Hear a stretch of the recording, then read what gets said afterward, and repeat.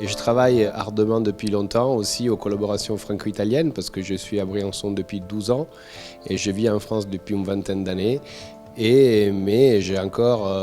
beaucoup de ma famille sur l'Italie et je suis convaincu que comme ça a été possible en Espagne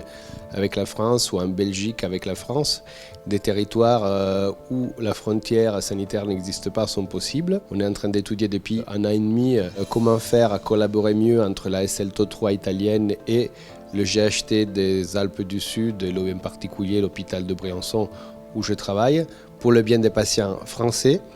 et pour le bien des patients italiens. On a déjà exploré des pistes, on a par exemple quelques soucis, que ce soit du côté italien ou du côté français, à absorber tous les besoins pour l'ophtalmologie, pour la stomatologie, pour la dermatologie. Et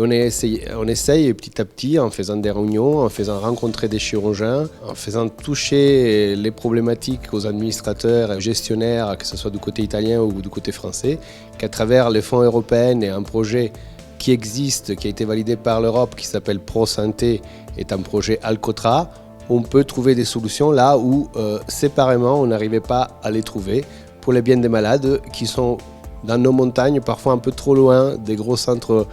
médical national. Nous, ici, on est à 2 heures de Grenoble, 4 heures de Marseille, sur les Alpes italiennes, à Sestrières, comme à Bardonnèche ou à Oulx. Ils ont certainement plus d'une heure, voire parfois plus, en fonction des embouteillages du périphérique de Turin, pour arriver sur un hôpital de grand niveau. Et on travaille beaucoup sur la collaboration des hôpitaux plus petits qui sont présents, comme l'hôpital de Suse ou l'hôpital de Briançon, ou l'hôpital de Gap, ou l'hôpital de Rivoli, pour faire un peu une alliance qui soit productive pour les patients.